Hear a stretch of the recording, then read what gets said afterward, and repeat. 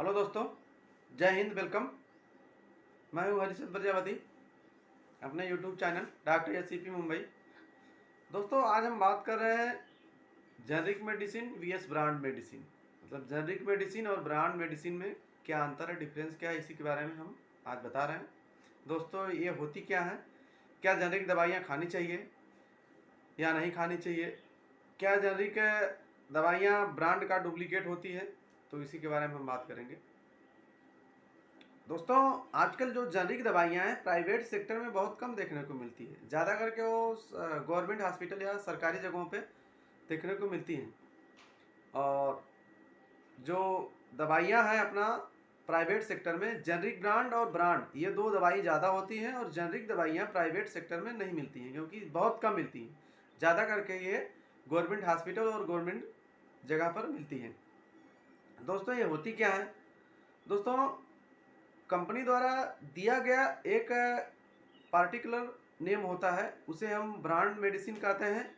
और जो दवाइयाँ अपने केमिकल से, अपने जेनरिक नामों से डायरेक्ट मार्केट में सेल होती हैं, उसको हम जेनरिक दवाइयाँ कहते हैं।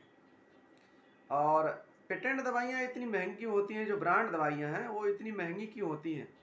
दोस्तों, जब कोई फार्मास्यूटिकल कंपनी किसी मॉलिक्यूल या कोई साल्ट का जब वो सर्च कर लेता है, तो उसके पास एक मतलब वो एक पेटेंट करा लेता है, मतलब रजिस्टर्ड करा लेता है कि ये जो साल्ट है, इस साल्ट के नाम से जो मेडिसिन हम निकाले हैं, मतलब उसको कोई बेचेगा नहीं, सिर्फ हम ही बेचेंगे।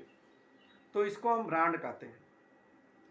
और जो भी उनका रहे, मतलब जो भी उनका पेटेंट रहे, 10 साल, 5 साल, 15 साल, 20 साल, उसके बाद हर एक कंपनी उस साल्ट को पा जाती है और डायरेक्ट बनाना चालू कर देती है।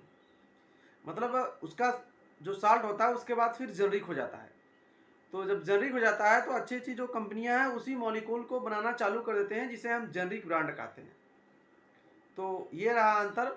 और ये दवाइयाँ इतनी महंगी इसलिए होती हैं ब्रांड वाली, क्योंकि इस पर खर्चा बहुत ज़्यादा आता है। क्योंकि जब कोई फार्मास्यूटिकल कंपनी इसको रिसर्च करती है तो उस पर उसके रिसर्च का पैसा, डेवलप का पैसा और एडवर्टाइजमेंट का पैसा, और कैसी पैकेजिंग होती है, पैकिंग का भी पैसा बहुत ज़्यादा खर्चा करती है। बहुत कॉस्टली अच्छी पैकिंग हो जाती है, तो उसका वो लोग पैसा ज़्यादा हो जाता है। लेकिन जेनरिक दवाइयों में ऐसा कुछ नहीं होता, वो डायरेक्ट सेल होती है।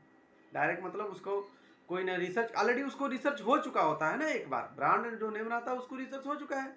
फिर जेनरिक में रिसर्च मतलब जब जब मॉलिक्यूल सब कंपनी के पास हो गया तो उसको रिसर्च करने की जरूरत नहीं, ऑलरेडी वो रिसर्च कर चुके हैं। तो वो लोग डायरेक्ट बनाती हैं और डायरेक्ट सेल करती है ना, उसका कोई रिसर्च होता है ना कोई ये अपना होता है, प्रचार प्रसार होता है। और जो पैकेजिंग होती है वो भी एकदम नॉर्मल तरीके से की जाती है। इसके लिए वो सब दवाइयाँ बहुत सस्ती होती हैं। और रही बात दोस्तों, ये क्या जेनरिक दवाइयाँ कम काम करती हैं? जी हाँ दोस्तों, जेनरिक जो दवाइयाँ हैं ब्रांड दवाइयाँ से थोड़ा सा कम काम करती हैं, मतलब 9-10 का फर्क रहता है। तो क्या हमें जेनरिक दवाइयाँ खानी चाहिए? जी हाँ, हमें जेनरिक दवाइयाँ खानी चाहिए, इससे कोई दिक्कत नहीं होती है।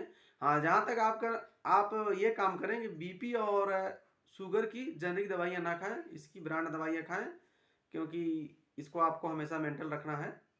और बाकी तो आप जेनरिक दवाइयाँ खा सकते हैं, इससे कोई दिक्कत नहीं है। और क्योंकि ठीक है। और आज के लिए बस इतना ही। फिर मिलेंगे हम किसी नेक्स्ट वीडियो में। जय हिंद, वंदे मातरम।